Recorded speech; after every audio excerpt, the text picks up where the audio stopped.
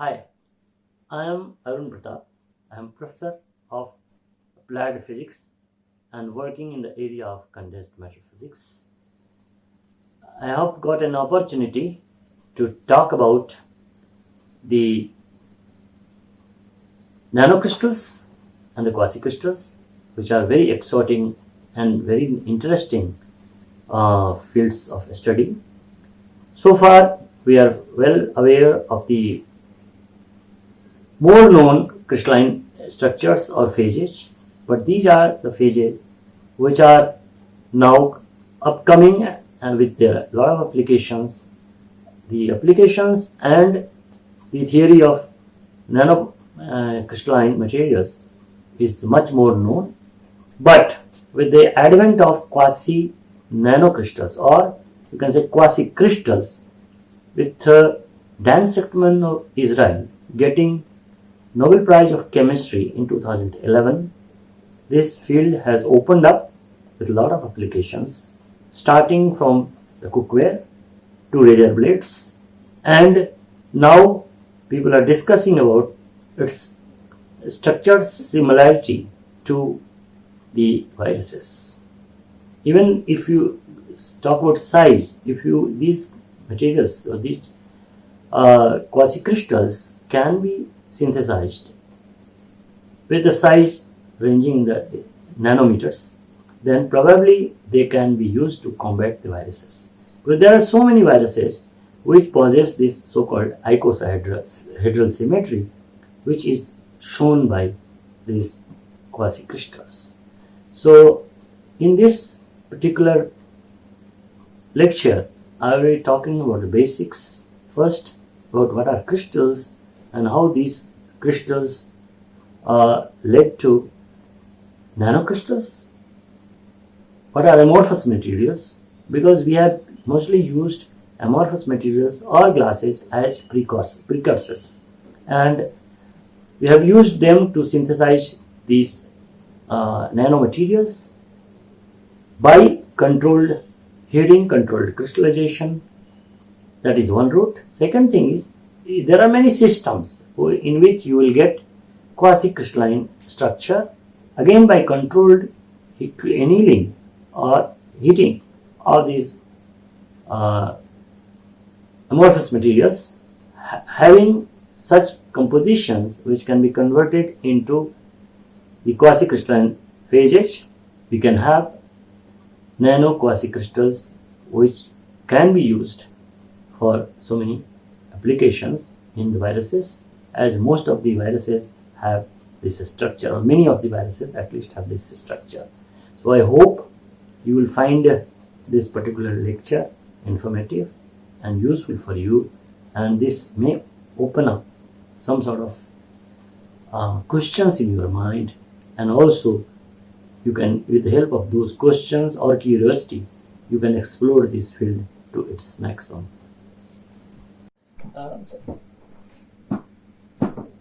I'm going to talk about the exotic field or world of nanocrystals and quasicrystals. The word exotic because these crystals, that is the nanocrystals and the quasicrystals, they possess certain properties which are not given or not shown by normal crystals or the crystals which are traditional crystals. Next. Yeah, this is all my affiliation. I'm associated with Applied Physics Department of the Faculty of Technology and Engineering at the Maharaja Sayaji Rao University of Baroda. Yeah, I want to start with a quote from the very celebrated scientist, Nobel laureate, Richard Feynman. So Professor Richard Feynman told that if you want to master something, teach it. The more you teach, the better you learn. Teaching is a powerful tool to learning. So his statement is important because here I have got an opportunity to kind of teach or even learn, because teaching and learning go together.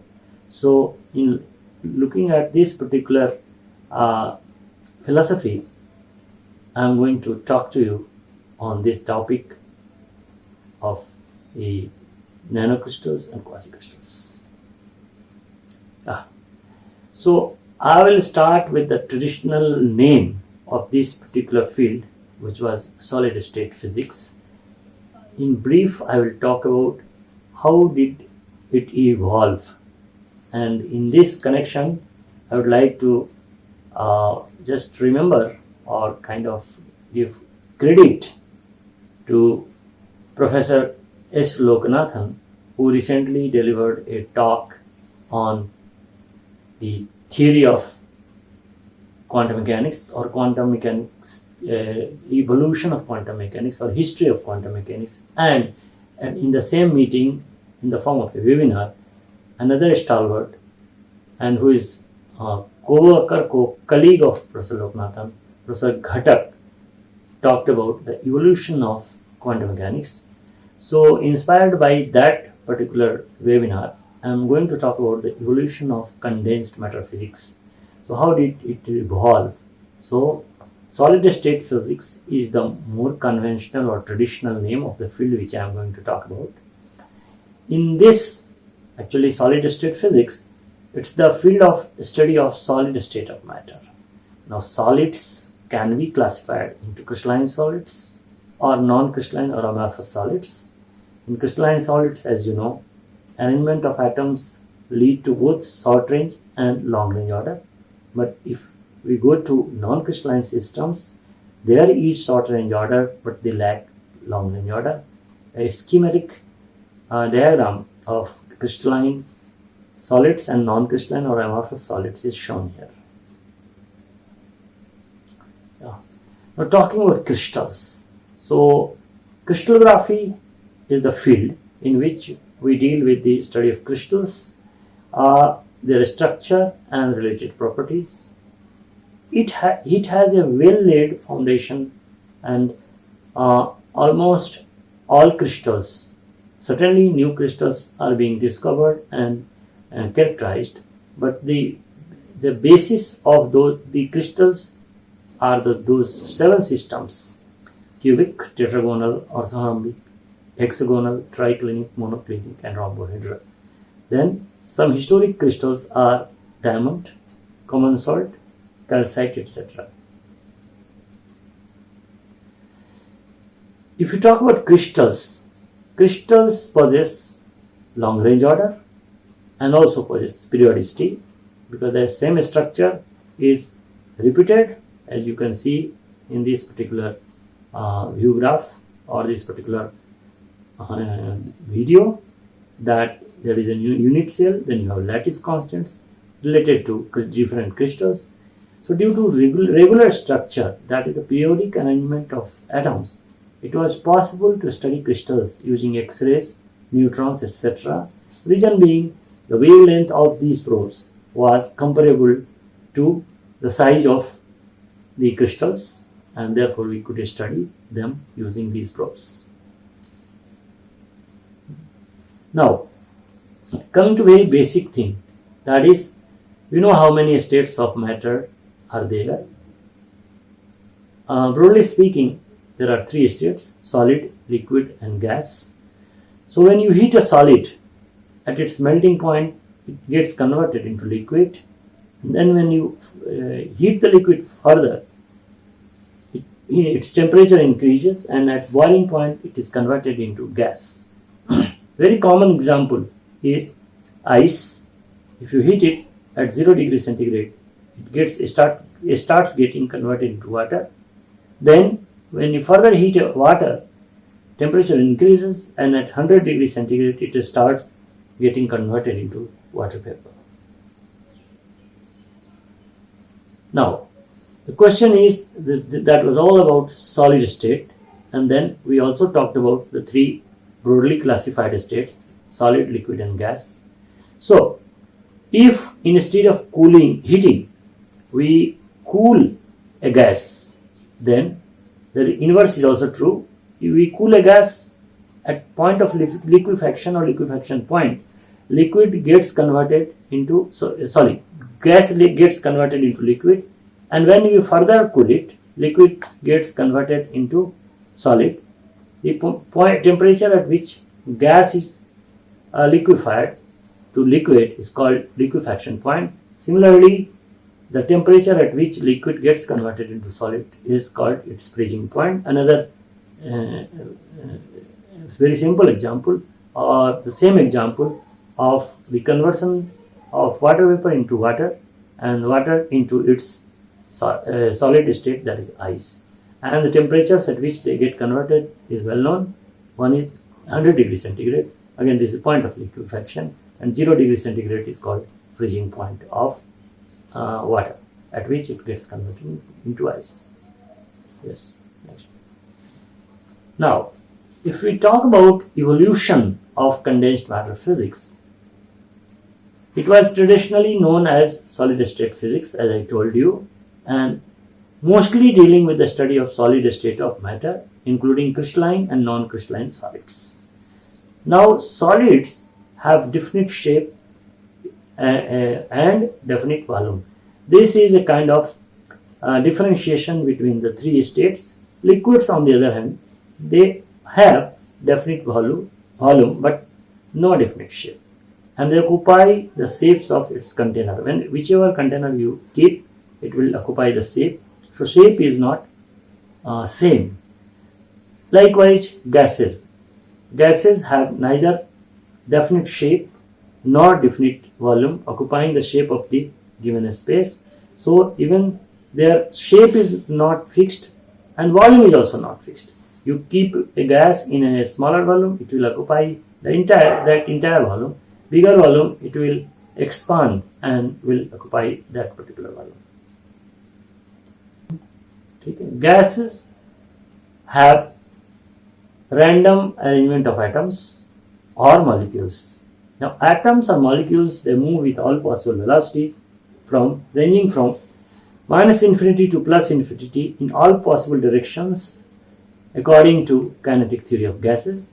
Statistical physics is used. There the probes used were X-rays and neutrons, but here statistical physics is used to investigate gases due to their randomness.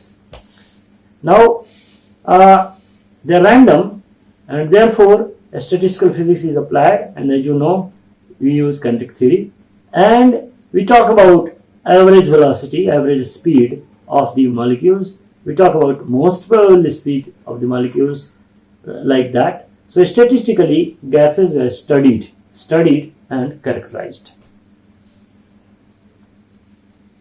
Yeah. So liquids and some exotic phases. Now, solids and gases we have talked about. Then coming to they were studied. The solids were studied with the help of probes like X-rays and neutrons, whereas the gases were studied, investigated using statistical physics, because statistical physics is more suitable due to the randomness of the molecules. But if you talk about liquids, they lie between gas and solid. So they are neither so much random nor they are so much ordered. So they may have some sort range order, like any liquid at melting point or any solid at melting point. So they can be considered to be condensed gas. If you start from gas side and condense it, it will be condensed gas, and so they have neither regular periodic structure of solid nor the randomness of gases. So liquid state does not possess long range order. Solids at melting point possess short range order but no long range order. Due to this, liquid state was considered to be interesting phase to study. Further, liquids like water possess hydrogen bonding, so they are quite interesting systems to study, because this hydrogen bonding is intermolecular bonding. That is the bonding between one water molecule to other water molecule, and due to that they possess so many exotic properties. So liquids as such, they are exotic because so many things are still to be known, and therefore they are being studied, and we will talk about some more exotic phases in the next slides. Yeah. Now, Some exotic examples of condensed matter are, if you talk about condensed matter, can be considered to or can be classified into two types: hard condensed matter and soft condensed matter. If you talk about hard condensed matter, then basically non-crystalline or amorphous materials like glasses can be put into this category. Then we have two very exotic phases about which I will talk in much detail. One is nano form, another is quasi-crystalline form. So nanocrystals and quasi-crystals are very interesting and exotic phases to study. If we talk about soft condensed matter, we have polymers, liquid crystals, gels, surfactants, and so on.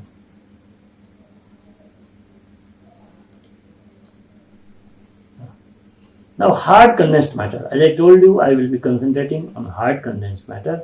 Hard in the sense that they are mechanically quite strong, and not only that, they possess very good other properties. Like if you talk about their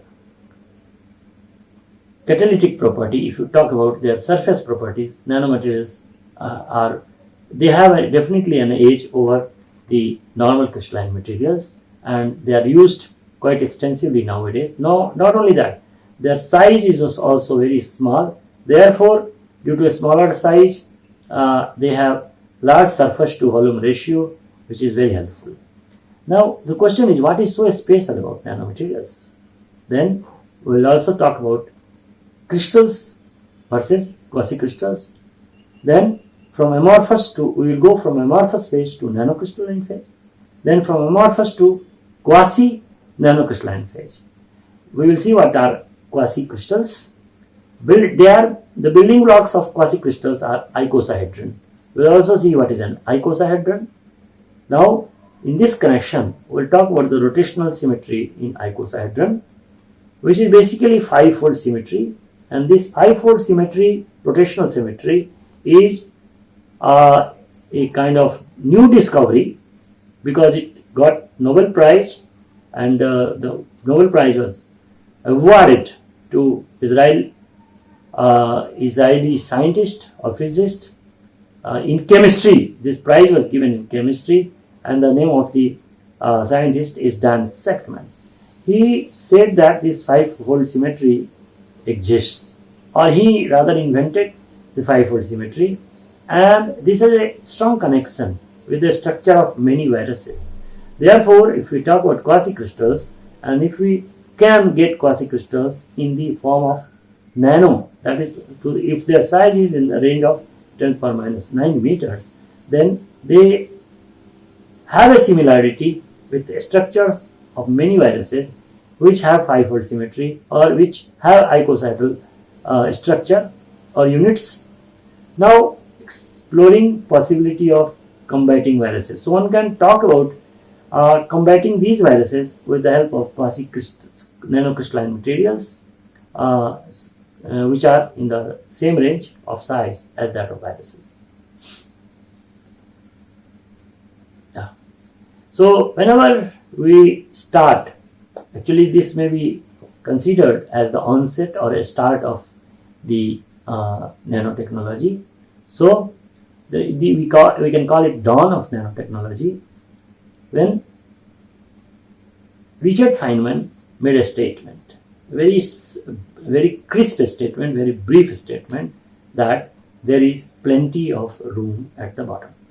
He made this statement way back in 1959-60, published there. He was in Caltech. So, next. Yeah. So, this particular slide talks about what a statement he makes. Actually, what was the title of Richard Feynman's famous speech given on December 29, 1959? So it is given in the form of a multiple choice. There is a tiny room at the bottom. Things get nanoscopic at the bottom. Bottom? What bottom? There is plenty of room at the bottom. So naturally, the last statement is the statement made by Richard Feynman.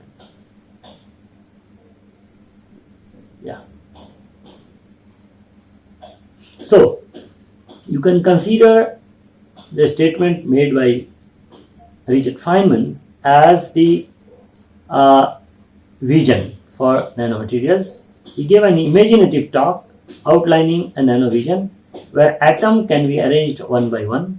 So this is one way by which one can get a nanomaterial, because if we talk about nanomaterials, they are subatomic. They are not, it's not like that we have divided the atoms. We join atom by atom, and if we have, let us say, 10 hydrogen atoms side by side, it will make one nanometer. As you know, hydrogen is the smallest element. Likewise, if you want to get nano material with the help of atoms, the number of atoms will vary, but you can get it. So this famous talk on atom by atom assembly is often credited with kick-starting nanotechnology. So we can add it atom by atom. This is also called bottom to top approach. Right? Next. Yeah. Then he threw a couple of challenges. He said that was the opening question, that why cannot we write the entire 24 volumes of the Encyclopedia Britannica on the head of a pin? This was the challenge which he posed before the scientific community, students, teachers, researchers. Yes, next one. So Feynman described multiple futuristic probabilities or possibilities. He said that we can nano each texts. That is, we can write the text on the pin of the head of a pin, storing and retrieving of data in an atom-sized code, need to improve electron microscopes, and possibly he was talking about making or designing a nanoscope instead of a microscope. So, if you talk about the wonders of biological information systems, how the information system has gone from quite big structures to very miniaturized structure. So miniaturization of computers is one example. A mechanical surgeon that could be swallowed. A system of a billion tiny factories. Next one. Yeah. So what was the backdrop? And what was the context of Feynman's lecture? Before Feynman gave his lecture or delivered his lecture, Watson and Crick determined the double helix structure of DNA using X-ray diffraction image in 1953. Then the laser and Silicon Valley were still taking shape. So scanning probe microscopes and carbon nanotubes were still decades away. They had not come actually. Next one. So, if you talk about material synthesis and characterization, device fabrication, then miniaturization played a very important role of computers in 1940s and 50s. You can see there is an ENIAC computer. It is almost occupying a room. So this was the status in between 1946 and 55. Now, as I told you initially, that you can make nanomaterials atom by atom. So that is called bottom to top approach. This is top to bottom or top down approach, in which what one can do, one can take bigger size and then one can make it smaller and smaller. There are many routes of doing that, and examples are vacuum tubes, 1 bit data on the size of a thumb. What was the advantage? That you can have a lot of data, but the size will be very small. Likewise, transistors, a small size transistors, 1 bit data on the size of a fingernail. Next one. Then there were two challenges by Feynman, and that was first one I have already talked about. That is about writing Encyclopedia Britannica. This is the second one. I want to offer another prize. I am quoting. If I can figure out how to phrase it so that I can get into a mess of arguments or definitions of another $1,000 to the first guy who makes an operating electric motor, a rotating electric motor which can be controlled from the outside and not counting the lead-in wires, is only 1 by 64 inch cube. This was a bigger challenge perhaps, and yes, what was the, yeah, so what was the response? Within few months in 1960, William McLellan, Caltech, built in lunch break. What he did, you see, they used to utilize the lunch breaks also. A micromotor, 0.5 millimeter long, winning that $1,000. Yeah. So perhaps this does not excite you to do it, and only economics will do so. Then I want to do something, but I cannot do it at the present moment. This is what Feynman says, because I have not prepared the ground. It is my intention to offer a prize of $1,000 to the first guy who can take the information on the page of a book and put it on an area 1 by 25,000 is smaller in linear scale in such manner that it can be read by an electron microscope. Naturally, for reading such a small letters, you will need an electron microscope. This was another challenge. So, as Professor Feynman told that he used to take up challenges, he used to pose questions and get answers and things like that. And if you want to learn something, he said, you should teach it. Then it took, this will be perhaps the bigger challenge, it took 25 years to meet this challenge. Thomas Newman and Fabian Pace at Stanford University wrote the first page of Charles Dickens' A Tale of Two Cities on a silicon nitride surface using an electron beam. Naturally, if you want to write such small letters, that can also not be done by the usual pen and pencil. You need an electron beam to write that so that it can be read, and it can be read only by electron microscope. Next one. So this particular slide is a very popular slide which normally we put when we talk about how the world has changed. So we have come to the world of materials at nanoscale. So it has become a fashion to talk about all the sizes in terms of exponent or power of 10. So size and scales, if you talk about factors of 1000, or for example, if you talk about the first picture, that is of a dwarf man. He is not very tall, he is just 1 meter tall. Normally our height is between 1 meter and 2 meters. But if he is 1 meter tall, you can, now people say 10 to the power 0 meters. Likewise, if you talk about his eyeball, then it is 10 to the power minus 3 meters. In the same way, a retinal implant or MEMS, if you talk about, the size is 10 to the power minus 6 meters.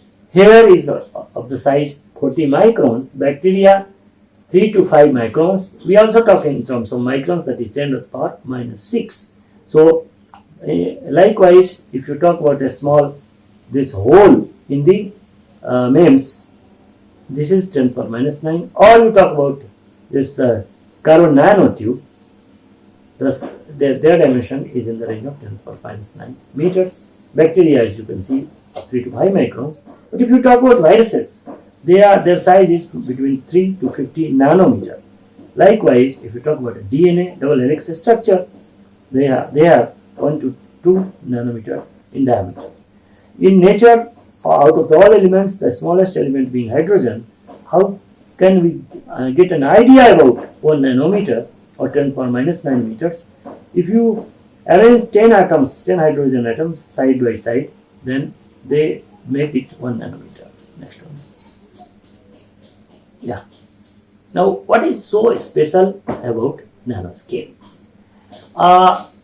Actually, quantum mechanics comes into picture because of the smaller size. It starts dominating the field or the world.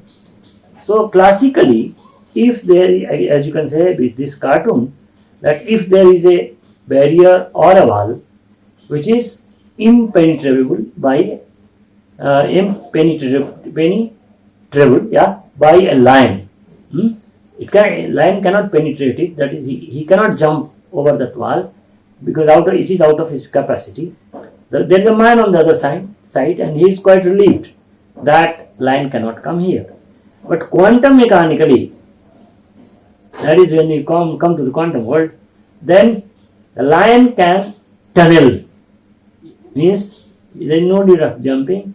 He can tunnel. There is equal probability of lion tunneling through the wall and catching hold of that person. He is perplexed that how it happened, but this is possible. Quantum mechanics.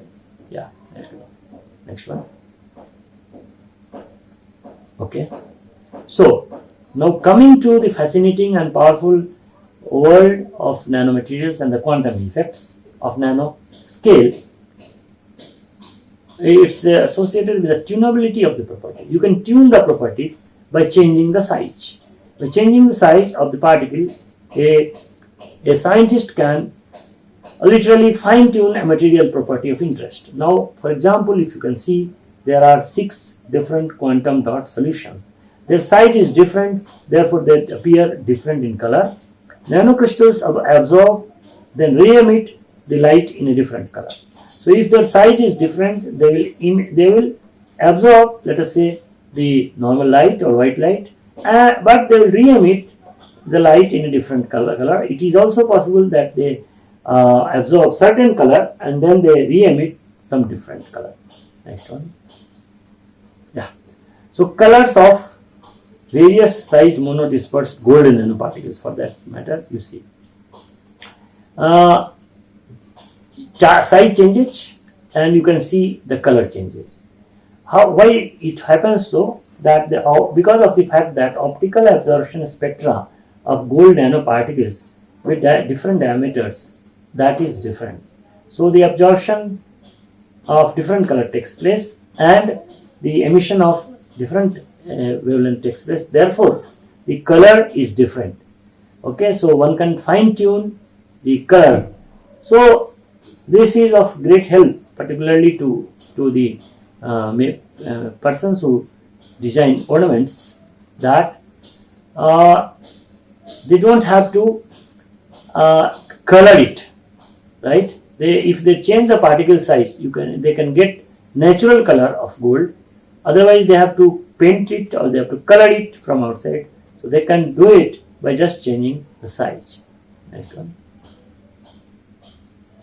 So again, continuing with what is so special about nanoscale, a scale at which surfaces and interfaces play larger role in materials property, that is nanoscale.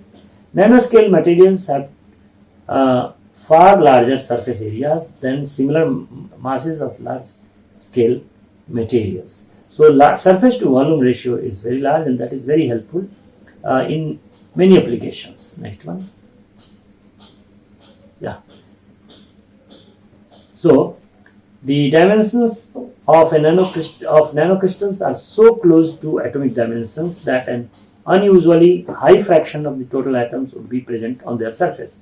As the size decreases, more and more number of atoms are on the surface, and that gives rise to added advantage as regards these materials. Next one. Yeah. Benefits of greater surface area. They have improved reactivity that helps create better catalysts. In fact, catalysis is a property which is related directly to the surface area. Surface area is large, and if surface area is large, the catalytic activity enhances. So catalysis by engineered nano-structured materials already impacts about 1/3 of the huge US and global catalyst markets, affecting billions of dollars of revenue in the oil and chemical industries.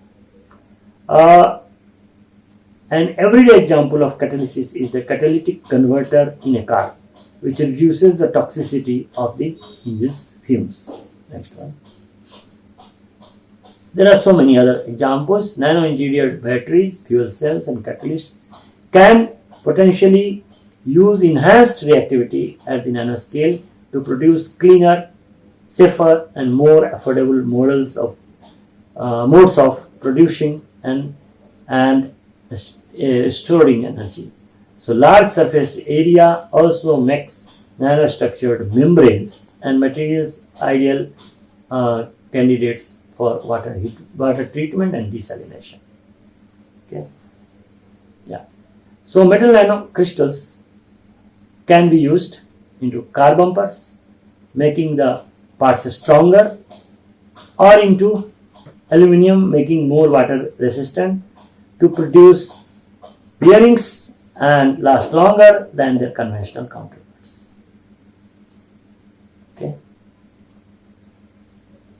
Again, continuing with what is so special about nanoscale. So, many biological activities are associated with this size. So, many of the inner working of cells naturally occur at the nanoscale. For example, hemoglobin, that is the protein that carries oxygen through the body, is 5.5 nanometer in diameter. A strand of DNA, one of the building blocks of human life, is only about 2 nanometer in diameter. So scientists are looking at the ways to use nanoscale biological principles of molecular self-assembly, self-organization, and quantum mechanics to create novel computing platforms. Next one. Another good example is the process of photosynthesis. Researchers have discovered that in photosynthesis, energy that plants harvest from sunlight is nearly instantly transferred to plant. Reaction centers by quantum mechanical processes will nearly 100% with nearly 100% efficiency. Very little energy is wasted as heat. So they are investigating photosynthesis as a model for green energy, nanosystems for inexpensive production and storage of non-polluting solar power. Now we will talk about the formation of nanocrystals in metallic glasses. As this has been a field in which we have extensively worked in our group, both theoretically as well as experimentally, I will try to elaborate it in somewhat more detail. Basically, these metallic glasses are nothing but amorphous metallic alloys. That is, two or more than two elements, metallic elements, sometimes metalloid also, a small amount of metalloid also. So these are multi-component amorphous systems, and they are called glasses because they exhibit typical glass transition temperature. Now, there is a lack of long-range crystalline order, but there is short-range. Then they have exceptionally superior mechanical properties compared to crystalline alloys. Now, three of the properties of these metallic glasses are shown here. One is hardness, the other one is strength, and the third one is fracture toughness. As you can say or understand that GPa, that is gigapascal, on the y-axis is basically the hardness or the strength. In the same way, we have fracture toughness also. And so you can see that by this bar chart, what is observed? This is observed that you have carbon, you have carbon steels, then you have high strength steels, then you have tools, stainless steel, and then amorphous materials.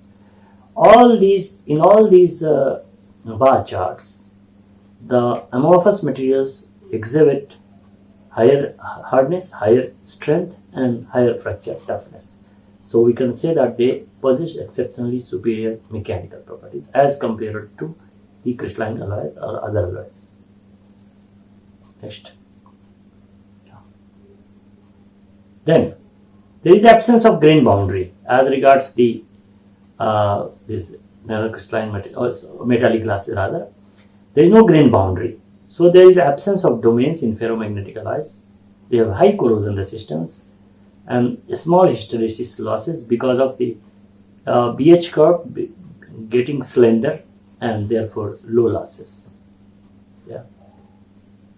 Coming to metallic glasses and their applications, applications owing to their superior physical properties, that is wear resistance, physical strength, etc., that is the mechanical properties. Covers of luxurious consumer products like mobile, laptop, they contain these metallic glasses. Then we have golf clubs and hardware, which are actually shown here, that these materials, they are very high strength and they are applied, or they have application in this. In the same way, gears and other parts of small mechanical devices, if they are strong, then there will be less and less wear and tear. Then they are highly corrosion resistant. Even though they contain cobalt or iron as one of the elements, they are used as joint implants, as the corrosive atmosphere inside the human body is harmful for these implants. So these implants are used in the human joints like knee, etc. Next. So now how to get the nanocrystalline phase in metallic glasses. So the so-called bulk metallic glasses, which consist of many components or multi-components with nanocrystalline dispersoids, that is nanocrystals dispersed in amorphous matrix, have been reported to have much improved strength than fully amorphous alloys. So as compared to fully amorphous alloys, if we are able to convert partly into nanocrystalline phase, so basically it will be a two-phase system which we call composites.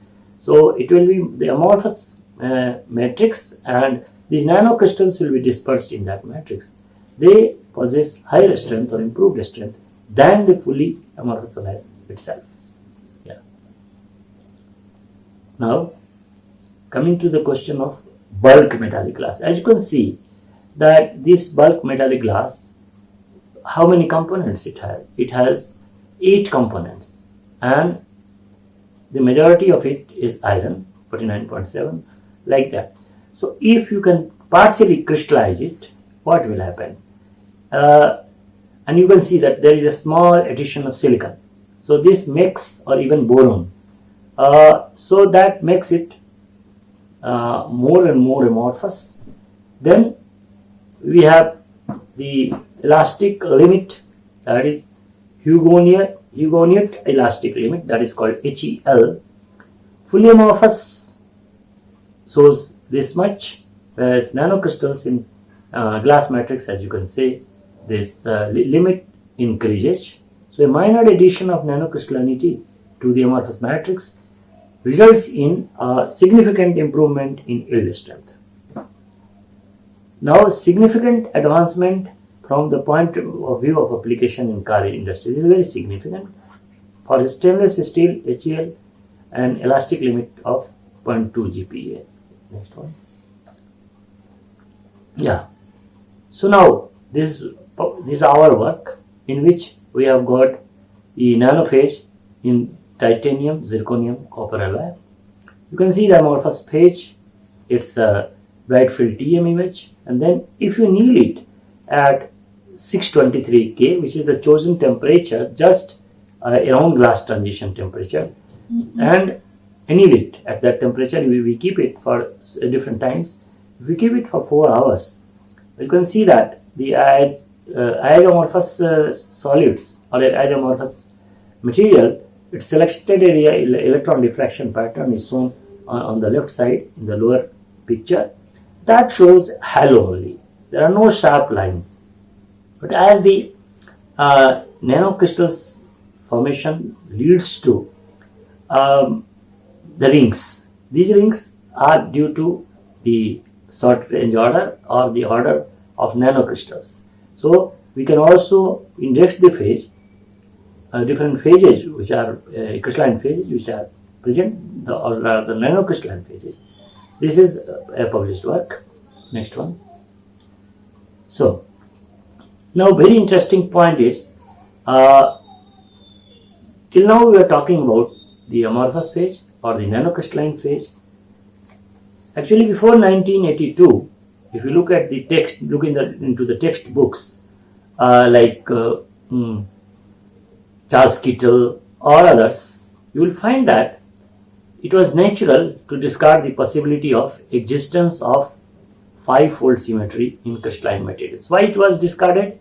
Because first of all, what is this five-fold rotational symmetry? As you can see, the first picture shows that it is one-fold symmetry. Means if you rotate it completely by 180 degree, then you will find that you are reaching the same configuration. So we have one-fold symmetry. Then two-fold is that if you rotate it by 180 degree, every 180 degree rotation will have a symmetrical structure. So this is two-fold symmetry. As you can see, three-fold symmetry. Three-fold symmetry is like a triangle, equilateral triangle. So if we rotate it by let us say every 120 degree, what will happen? We will have the same structure, and therefore this is called three-fold symmetry. Four-fold symmetry is either you take a four-fold symmetry. If you take a square, right?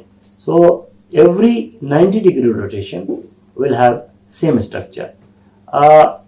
If you look at the last one, it's a six-fold symmetry. That is every if you divide 360 by 6, it will be 60 degrees. So every 60 degree rotation, you will have the same structure, or the structure will be repeated. But it was assumed that this five-fold symmetry will not be present. And the reason was very simple. Actually, the lesson was taken from filling of two-dimensional space, like a floor of the house, by pentagons. Next.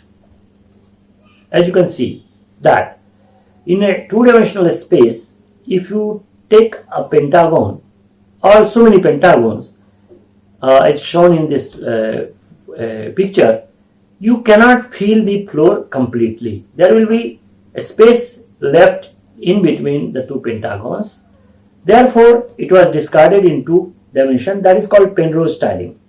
So Penrose said that it is not possible to have or it is not possible to fill in 2D space with pentagons.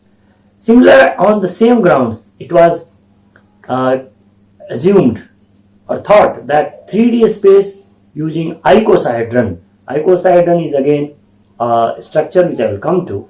It's a three-dimensional structure in which you have pentagons, and therefore we cannot have five-fold symmetry. So rotation axis, again, just to revise it, if a crystal possesses a rotational axis of symmetry, the crystal can be brought into self-coincidence, that is, into a physically equivalent position by rotation about that axis. The axis may be one-fold, two-fold, three-fold, four-fold, or six-fold, according to whether the crystal is brought into self-coincidence by the operations respectively of a turn through 360 degree, 180 degree, 120 degree, 90 degree, or 60 degree about the rotational axis. It can be shown that other angles of rotation cannot be symmetry elements of a periodic lattice. The existence of only five rotation elements are originally derived as a consequence of the empirical law of rotational indices. So the five-fold symmetry is forbidden. Now, discovery of quasi-crystals in which there is quasi-periodic, we also call them quasi-periodic crystals. Why do we say that? That we will see. So normal crystals exhibit rotational symmetry and long-range translational symmetry. So you can have four-fold, you can have six-fold, but you cannot have the five-fold symmetry. This is selected area diffraction image of different crystalline materials, one having four-fold symmetry, other having six-fold symmetry. Next one. So, in 1982, Dan Seckman, a professor of material science, at the Technion Israel Institute of Technology observed an alloy of rapidly cooled aluminum and manganese with an electron microscope. What he observed was a diffraction pattern with tenfold, actually fivefold, rotational symmetry, something which was thought to be impossible. Next, yeah. So this is the note, laboratory note of Dan Sachtman, that he says tenfold, then he puts question mark. He has given the date also, April 8, 82. So you can see that discovery of quasicrystals, it defied the basic definition of a crystal which had stood unchallenged since crystallography's inauguration as a science some 70 years prior. Right? Sachtman exclaimed, "There can be no such creature." His colleagues agreed. He also didn't believe that fivefold symmetry or so-called tenfold symmetry will exist. This is a page from Sachtman's notebook the day he discovered the quasicrystals, aluminium 14 atomic percent and manganese. Next one. Yeah. This is a paper which he published with J.W. Kahn as one of the authors here. He published it in Physical Review Letters in 1984 on 12th November issue of Physical Review Letters. Next. Yeah. Since the discovery of quasicrystals, actually it had shaken the entire world of crystallography, because since 1912 all crystals that had been studied were periodic. Hundreds of thousands of different crystals were studied. People did not believe that there was anything different because so many thousands of excellent scientists developed the field and found only crystals which were periodic. This is the statement of Sachtman. So next one. So when Sachtman revealed his discovery, he met with not only incredibility but outright hostility. Upon hearing of Sachtman's discovery, the head of his laboratory allegedly told him to revisit a textbook covering the basics of X-ray diffraction, so that he might understand why his discovery was impossible. When Sachtman informed him that he had no need of the book, since the discovery was not included in the material, he was told that he was a disgrace to the team. So he faced a lot of humiliation. Next one. Yeah. Linus Pauling, the two-time Nobel laureate, Nobel Prize winner, chemist, dismissed Sachtman's results as the product of twinning. He said that it is nothing but twinning, the fusion of two normal crystals at an angle. Next one. So Sachtman's discovery prompted the International Union of Crystallography to redefine just what was meant by a crystal in 1992. It was redefined.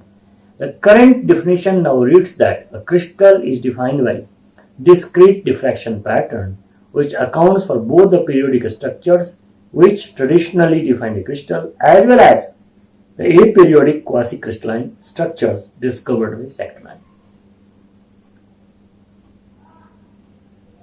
The term quasi-crystal was coined by Doug Levin and Paul Steinhardt in an article published only a few weeks after Sachtman's seminal paper. This is the paper again in PRL in 1984. Yeah. Okay, so Dan Sachtman was awarded Nobel Prize for the discovery of quasicrystals, Nobel Prize in Chemistry 2011.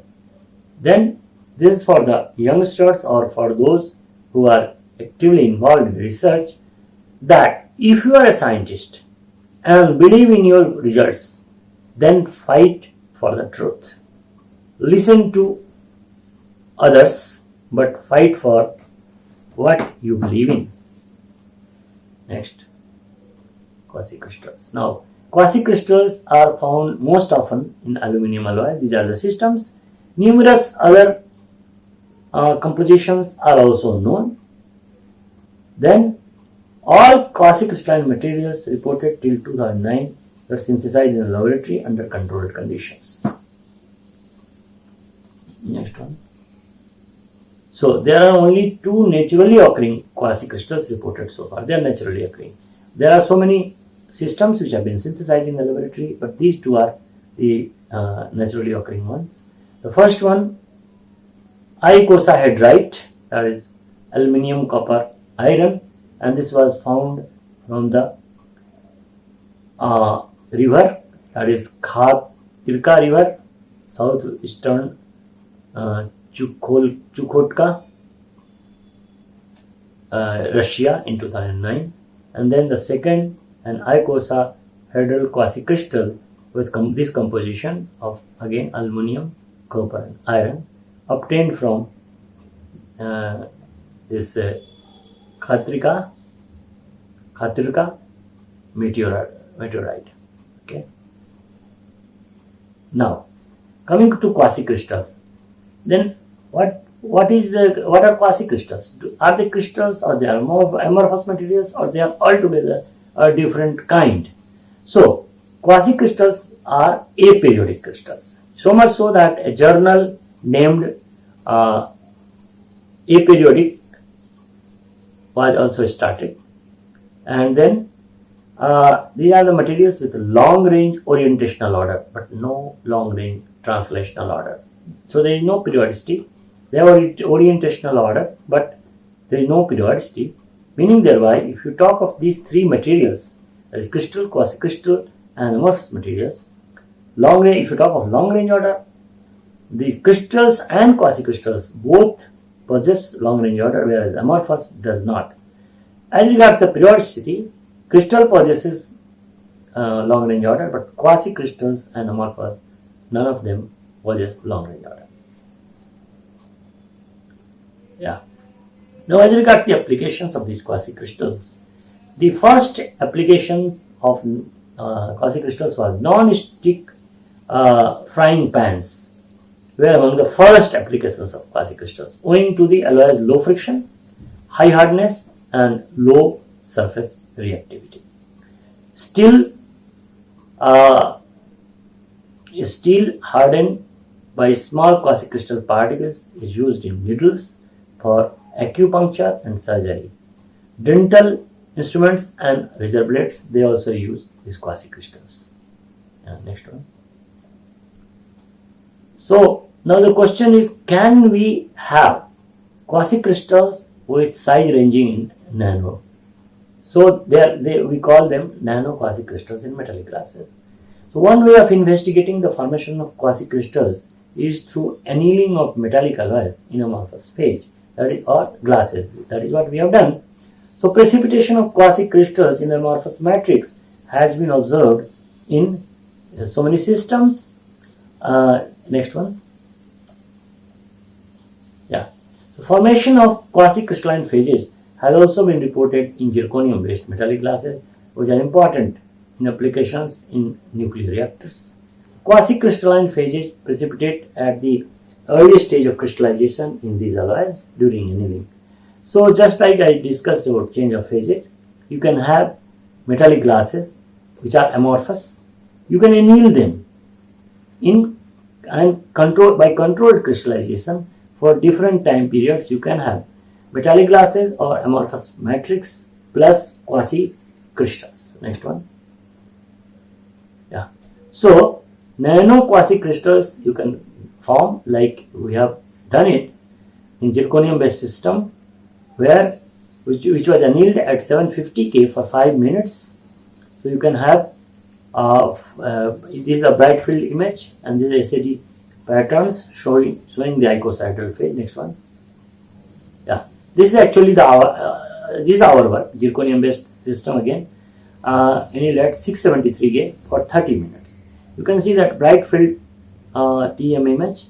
So the black ones are the nanocrystals, and the white one is the amorphous matrix, and you can see it's a 5-fold or 10-fold symmetry in the selected area electron diffraction pattern. And size you can see from this TM bright field image. It is ranging to 115. That is a 150 nanometer is the scale. So they are in the nanometer range. Next one. Yeah. So quasi-crystals, what are the properties which they possess? So they are very hard. So hardness is the one property, the high hardness, because of metallic bonding. Unlike metals with translational periodicity, quasi-crystals will not shear along plane boundaries because they are aperiodic structures. They don't have periodicity. Such boundaries do not exist for quasi-crystals in 3 dimensions. So such boundaries, because of their aperiodic nature. Japanese companies have produced razor blades and surgical instruments from quasi-crystalline materials. Metallic alloys are reinforced by the deposition of icosahedral particles to improve the material's ability to withdraw strain. Aluminium-based alloys are used, typically aluminium, manganese, cerium. Now, coming to the nanoparticles, back to the nanoparticles, it is now almost established that the nanoparticles kill bacteria.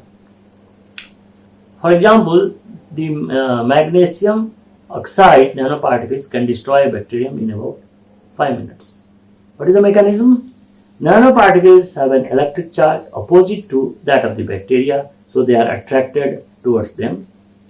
Then nanoparticles have sharp-edged surfaces because of a smaller size that can penetrate tough outer cells such as those that protect anthrax spores.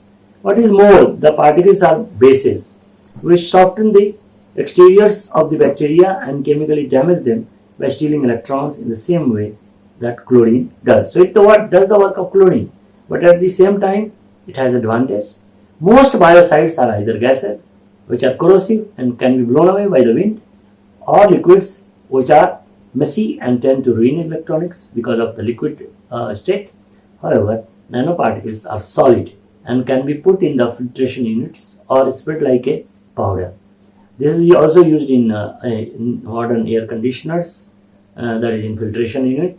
The particles do not penetrate gas mask or affect human skin, although they can cause health problems if a large amount is inhaled. Naturally, their size is small, so there is a danger of getting them inside our nose or inside our body. So that one has to take care. Next one. Yeah. So viruses, they consist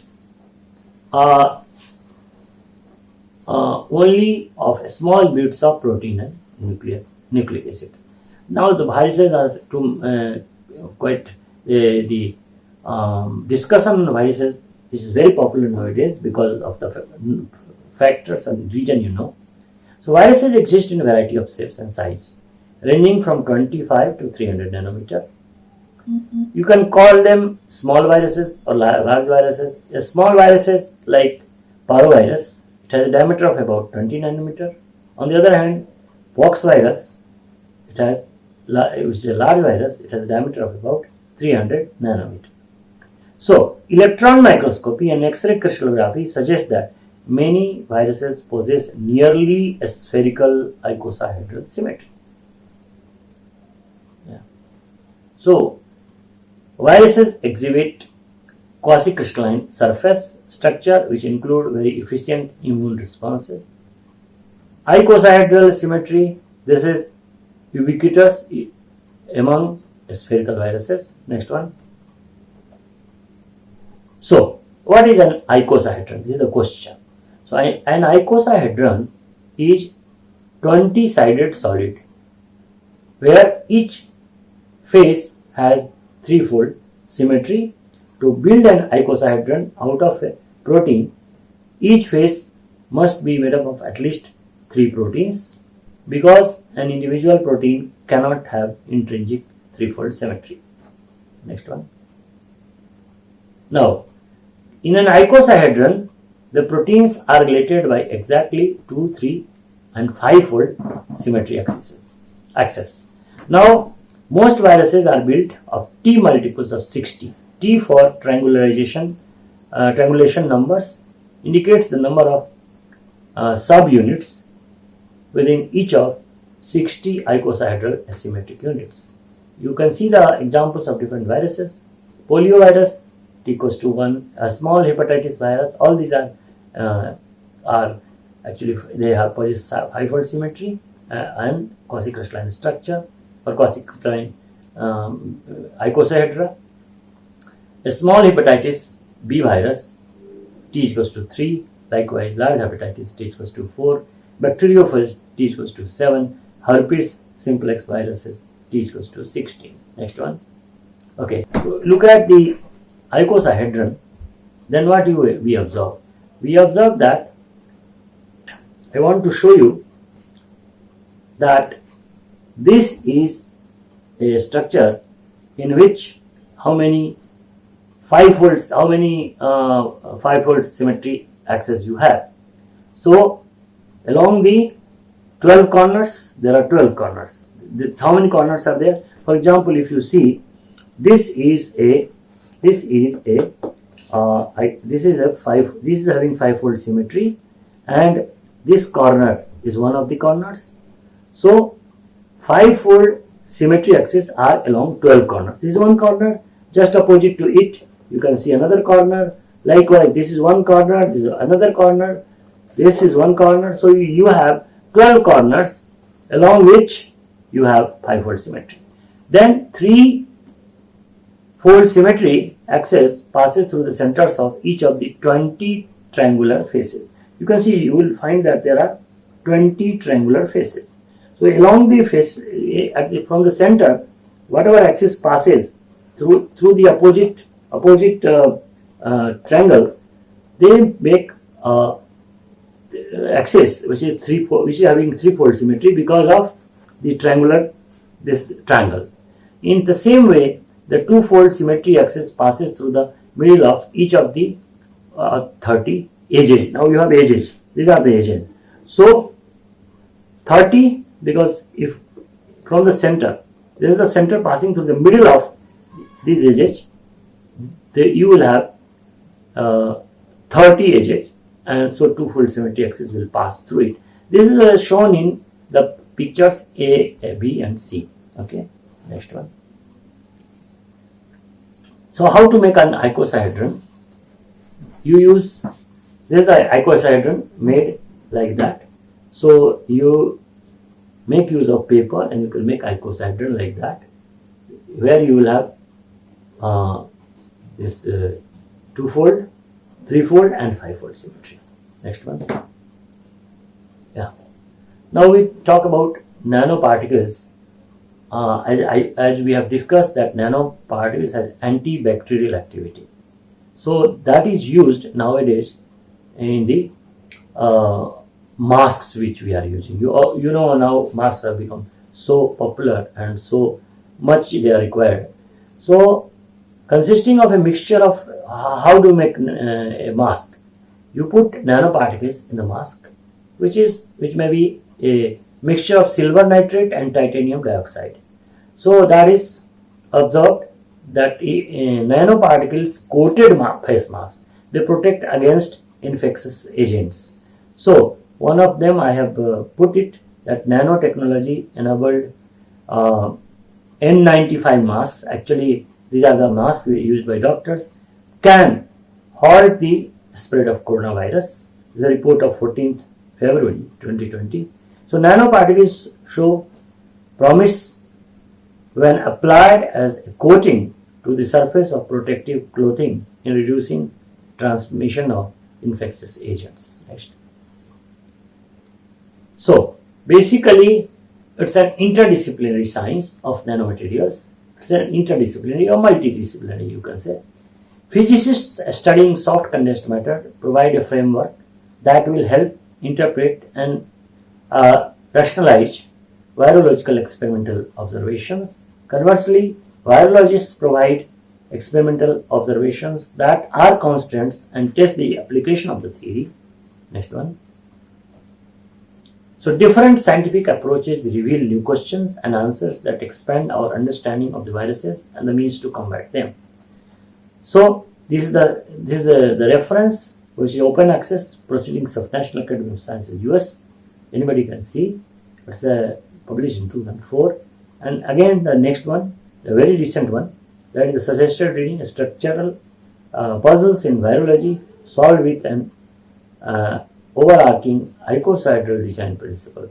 This is Nature Communication. This is also an open access journal, very good journal and a very high impact factor. So in the end, let me thank all of you for your kind attention. Stay home, stay safe.